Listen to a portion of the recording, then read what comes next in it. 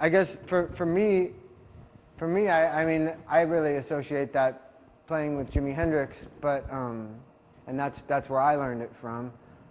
When I was a little kid and I heard Little Wing, I remember going to some like in Florida at the summer. I went to some Indian get-together picnic. They had like an Indian band. It was on an Indian reservation, and the band there played Little Wing, and I remember I'd thought about it a lot, and I decided that nobody could possibly know how to play Little Wing. Like I felt like that it's in the category of impossible to play.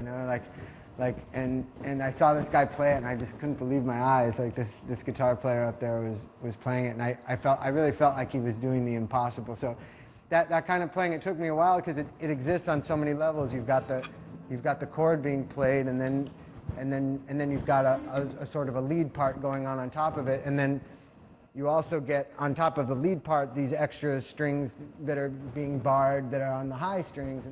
It ends up sounding, to the ear of somebody who doesn't know how to play guitar, or somebody who's at a beginning stages, it really sounds like it's like three guitars at once. And that was why Little Wing really had me confused, because I thought, how could that be one guitar? It sounds like three guitars, But I guess that where Jimmy was getting that style from was Curtis Mayfield. It was from what I understand, the originator of that style of rhythm guitar playing. And so, his work in the Impressions and all his great solo records and everything, it was real innovative stuff, and I know it was a big influence on Jimi Hendrix's playing.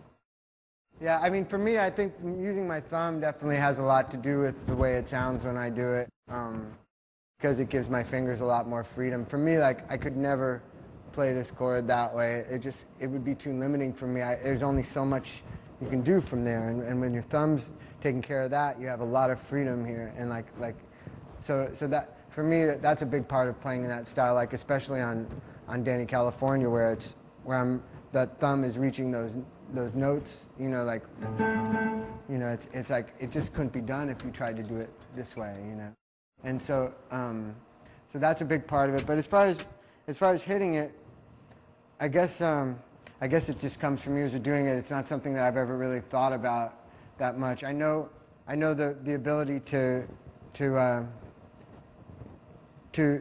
block the strings that you don't want to be using with this hand rather than not picking them. I tend to pick all the strings, and if I don't want a certain note to ring through, I'll lift my finger up on it without lifting up all the way.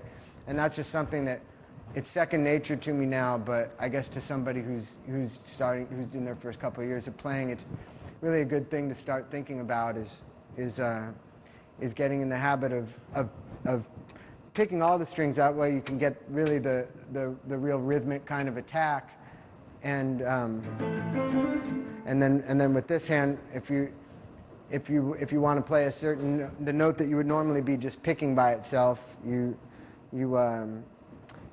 basically block every other string from making a sound if you just want one string to sound through, and you just get in the habit of muting the strings that you don't want to hear rather than not playing them.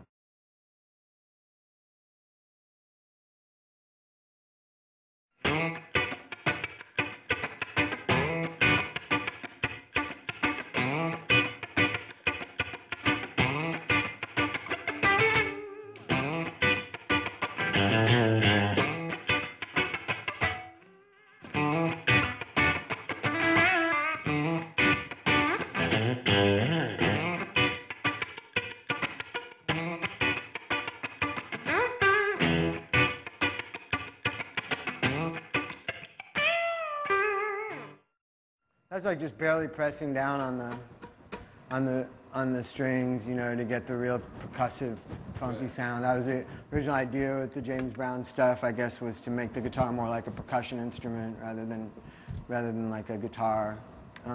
So it's basically just not holding, just barely pressing down, kind of making it so it just makes more of a percussive noise, so you just don't press down all the way. For me, that kind of playing has everything to do with just making sure that your right hand can just be really precise with stuff like that and just be really deep in the groove.